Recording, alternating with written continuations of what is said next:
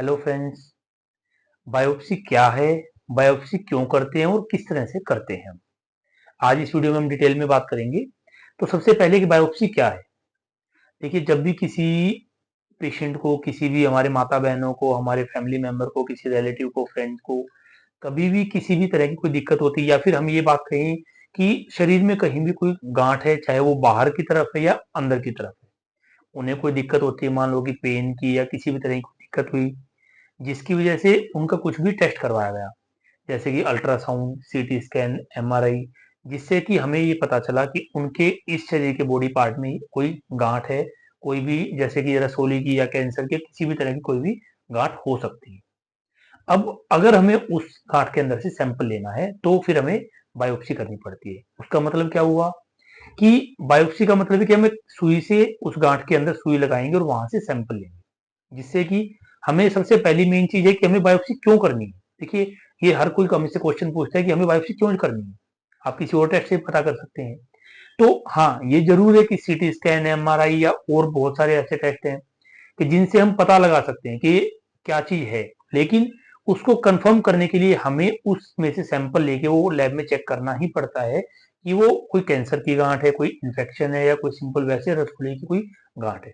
तो इसलिए हमें जब भी कहीं भी ये लिखा है कि कहीं भी बॉडी के अंदर कोई गांठ है, तो उसमें से हमें सैंपल लेंगे। जो एक बहुत ही सिंपल एक सुई के थ्रू हम जाते हैं और सुई से हम सैंपल लेकर जब उसको लैब में भेजते हैं, तो पहले तो ये चेक करते हैं कि वो किस तरह की गांठ है। दूसरी बात, अगर सपोज वो कैंसर की गांठ है, तो फिर उसमें हम और बहुत तरह की आगे इन्वेस्टिगेशन करवा के हम ये देख सकते हैं कि किस तरह का कैंसर है और किस मेडिसिन से किस तरह से उसको हम ट्रीट कर सकते हैं। चाहे वो कैंसर है, चाहे इन्फेक्शन है, तो हम आगे भी उसके अंदर बहुत सारे टेस्ट लगा सकते हैं। अब हम बात करते हैं कि हम किस तरह से करते हैं। देखिए, सपोज कि अगर मेरे हाथ में यहाँ पर कोई गांठ है, तो सबसे पहले हम क्या करेंगे कि इसको अच्छे से क्लीन करके इस एरिया को, फिर हम सबसे पहले क्योंकि हमें पेशेंट प्रिपरेशन करवानी होती है और हम बायोप्सी जब भी लेते हैं तो हम 2 या 3 बार सुई डाल के सैंपल लेते हैं। तो उससे पहले हमें कुछ ब्लड टेस्ट करवाने होते हैं, जिससे कि हम ये देखते हैं कि पेशेंट का खून बहुत पतला तो नहीं है, क्योंकि जब भी हम किसी को सुई लगाएंगे तो ऑब्वियस सी बात है कि ब्लीडिंग तो होगी वहां से।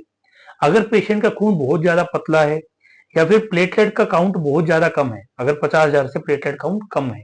तो उन दो कंडीशंस में ऐसा हो सकता है कि पेशेंट को ब्लीडिंग होनी शुरू हो जाए और वो ब्लीडिंग ना रुके। तो इसलिए हमें पहले वो ब्लड टेस्ट की जरूरत होती है, ताकि हम ये श्योर रहें कि हाँ जी, सब कुछ नॉर्मल रेंज में हो, पेशेंट को ब्लीडिंग के चांसेस कम होंगे। फिर जब हम पेशेंट को हम प्रिपेयर कर लेंगे, तो हम उस गांठ को हमारे अल्ट्रासाउंड में किसी भी चीज की मदद से हम देखेंगे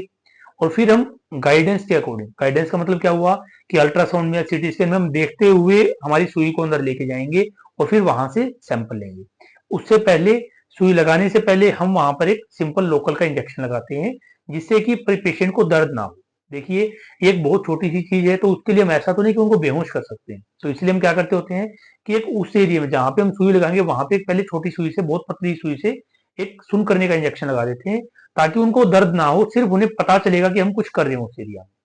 और फिर दूसरी सुई से हम सैंपल लेके, और बहुत सिंपल तरीके से प्रोसीजर हो जाता है, जिसमें बहुत, क्योंकि हम सब कुछ हमारी गाइडेंस में कर रहे हैं, हम हमारी आंखों से देखते हुए कर रहे हैं, तो कोई भी कॉम्प्लिकेशन के रिस्क है वो बहुत ही मिनिमल होते हैं। कोई भी चीराफाड़ी नहीं है, कोई भी कट नहीं लगाते हैं, तो बहुत इजी प्रोसीजर है, डे केयर बेसिस पे हो जाता है। इवन को बायोप्सी करने के आधे या 1 घंटे बाद हम पेशेंट को घर भेज देते हैं।